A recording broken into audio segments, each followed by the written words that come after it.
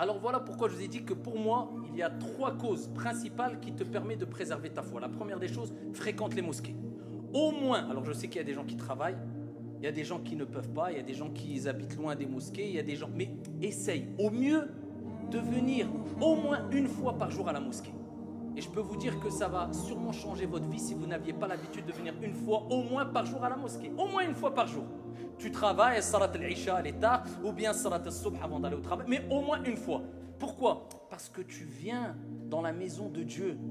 Tu vas te ressourcer dans la maison de Dieu. Il y a des anges, al-malaïka, qui invoquent pour toi. C'est une recharge que tu fais. C'est une bonne piqûre de rappel. Et le prophète, alayhi salam, dans un hadith, rapporté par At-Tirmidhi, certains savants l'ont jugé faible, d'autres l'ont jugé Hassan.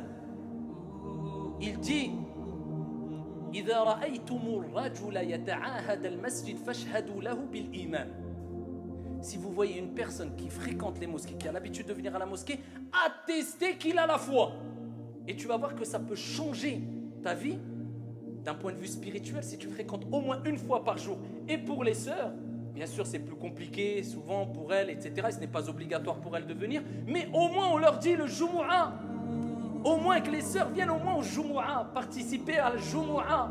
Cette prière qui est pleine de barakat, de bénédictions, afin d'écouter un rappel. Si Allah a voulu qu'on ait un rappel par semaine, c'est qu'il sait que l'être humain a besoin d'au moins ça. Au moins un petit rappel, une piqûre de rappel dans la semaine. Parce que toute la semaine, on est noyé dans la recherche de l'argent, les projets, ce qui est noble, les projets, construire, les responsabilités familiales, etc., etc. Il faut cette piqûre, il faut se déconnecter un peu, au moins une fois par semaine. Deuxième des causes, c'est ad-du'a. Le prophète, alayhi salatu wassalam, il nous dit, la foi s'use, s'abîme dans le cœur comme s'abîme le vêtement. Demandez à Allah, fas'alullah, demandez à Allah de renouveler la foi dans vos cœurs. Ça, c'est un des meilleurs remèdes. C'est simple. Tu dis Allahumma jaddidil imana fi qalbi. Ou en français, oh Allah, renouvelle la foi dans mon cœur. Une fois par jour. Allez, prends ça comme une ordonnance. Minimum.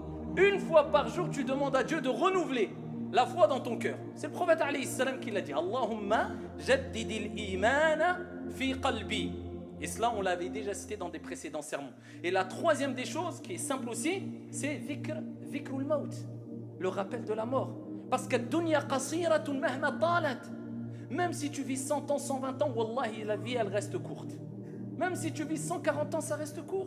Si tu enlèves ta période de jeunesse, si tu enlèves le nombre d'heures que tu dors, si tu enlèves le nombre d'heures dans ta vie que tu as utilisé pour manger, si tu enlèves le nombre d'heures que tu as utilisé dans des loisirs, qu'est-ce qui t'a resté?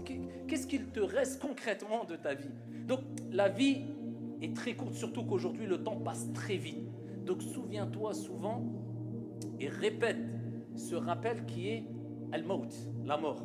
Ça ne t'empêche pas de vivre, d'être heureux, d'être épanoui, d'être ouvert, mais toujours cela devant toi. Dans tous les cas, je dois mourir, donc je dois me préparer sereinement et sagement à rencontrer mon Seigneur Tabaraka wa Ta'ala dans l'au-delà. Alors si tu respectes ces 3 choses, une relation avec la mosquée, ad-du'a et te rappeler de la mort, je peux t'assurer que bi'idhnillah azza wa jal, tu vas préserver ta foi.